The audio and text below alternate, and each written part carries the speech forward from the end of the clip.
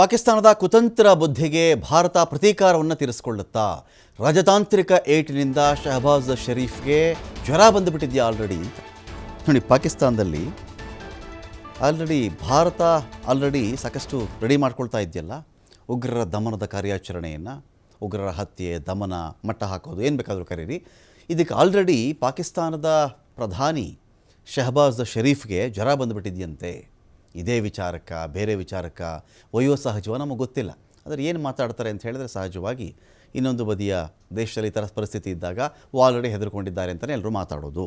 ಅನಾರೋಗ್ಯದ ಹಿನ್ನೆಲೆಯಲ್ಲಿ ಶಹಬಾಜ್ ಶರೀಫ್ ಇದೀಗ ಆಸ್ಪತ್ರೆಗೆ ದಾಖಲಾಗಿರೋದು ಪಾಕಿಸ್ತಾನದ ಮಿಲಿಟರಿ ಆಸ್ಪತ್ರೆ ರಾವಲ್ಪಿಂಡಿಯಲ್ಲಿ ಇದೆ. ಇದು ರಾವಲ್ಪಿಂಡಿಯ ಮಿಲಿಟರಿ ಆಸ್ಪತ್ರೆಗೆ ದಾಖಲಾಗಿರೋದು ಲೈನ್ ಆಫ್ ಕಂಟ್ರೋಲ್ LOC.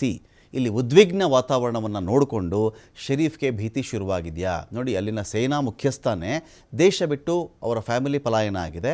ಅವನು ಅದು ಯಾವ ಬಂಕರಲ್ಲಿ ಅಡಗಿದ್ದಾನೋ ಗೊತ್ತಿಲ್ಲ.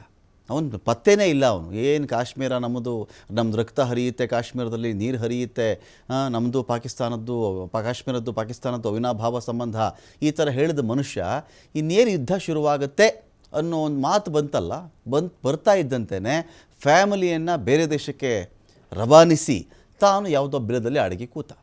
ಇದೀಗ ಪಾಕಿಸ್ತಾನದ ಪ್ರಧಾನಿಯ ಸರದಿ ಏನು ಅಂತ ಹೇಳಿದ್ರೆ ಇವರಿಗೆ ಹುಷಾರಿಲ್ವಂತೆ, ರಾವಲ್ಪಿಂಡಿಯ ಮಿಲಿಟರಿ ಆಸ್ಪತ್ರೆಗೆ ಸೇರಿದ್ದಾರಂತೆ. ಒಂಥರ ದಿಗ್ಭ್ರಮೆ ಇದು ಪಾಕಿಸ್ತಾನಕ್ಕೆ. ಅವರು ಇಷ್ಟರ ಮಟ್ಟಿಗೆ ಇದಾಗುತ್ತೆ ಅಂತ ಅಂದಾಜು ಮಾಡಿರಲಿಕ್ಕಿಲ್ಲ. ಪಾಕ್ ಪ್ರಧಾನಿಗೆ ಏನಾಗಿದೆ ಅಂತ ನೋಡಿದ್ರೆ ನೋಡಿ, ಪಾಕ್ ಪ್ರಧಾನಿ ಶಹಬಾಜ್ ಶರೀಫ್ಗೆ ಮೂಲವ್ಯಾಧಿ ರೋಗ ಇದೆಯಂತೆ. ರಾವಲ್ಪಿಂಡಿಯ ಸೇನಾ ಆಸ್ಪತ್ರೆಗೆ ಶಹಬಾಜ್ ಶರೀಫ್ ದಾಖಲಾಗಿರೋದು. ಏಪ್ರಿಲ್ 27ನೇ ತಾರೀಕಿನಂದು ಶರೀಫ್ ಅವರನ್ನು ಆಸ್ಪತ್ರೆಗೆ ದಾಖಲು ಮಾಡಲಾಗಿದೆ. ಆಸ್ಪತ್ರೆ ರಹಸ್ಯ ದಾಖಲೆ ಮೂಲಕ ಶರೀಫ್ಗೆ ಅನಾರೋಗ್ಯ ಇರೋದು ದೃಢಪಟ್ಟಿದೆ. ಇಲ್ಲಿ ದಾಖಲೆಗಳಲ್ಲಿ ಮಾಧ್ಯಮ ಜನರಿಗೆ ಮಾಹಿತಿ ನೀಡಬಾರದು ಅಂತೇಳಿ ಸೂಚನೆ ಹೋಗಿದೆ. ಪ್ರಧಾನಿ ಅನಾರೋಗ್ಯದ ಬಗ್ಗೆ ಮಾಹಿತಿ ಕೊಡಬಾರದು ಅಂತೇಳಿ ಉಲ್ಲೇಖ ಮಾಡಲಾಗಿದೆ ಇಲ್ಲಿ. ಹೀಗಾಗಿ ರಹಸ್ಯವಾಗಿಯೇ ಪಾಕಿಸ್ತಾನದ ಪ್ರಧಾನಿ ಆಸ್ಪತ್ರೆಗೆ ದಾಖಲಾಗಿರೋದು. ಭಾರತ ಪಾಕಿಸ್ತಾನದ ವಿರುದ್ಧವಾಗಿ ಕಠಿಣ ನಿಲುವು ಘೋಷಣೆ ಮಾಡಿದೆ. ಇಂತಹ ಸ್ಥಿತಿಯಲ್ಲಿ ಶಹಬಾಜ್ ಶರೀಫ್ಗೆ ಆರೋಗ್ಯದಲ್ಲಿ ಏರುಪೇರಾಗಿದೆ. ಕಾಕತಾಳೀಯನ ಭಯನ ನಮಗೆ ಗೊತ್ತಿಲ್ಲ.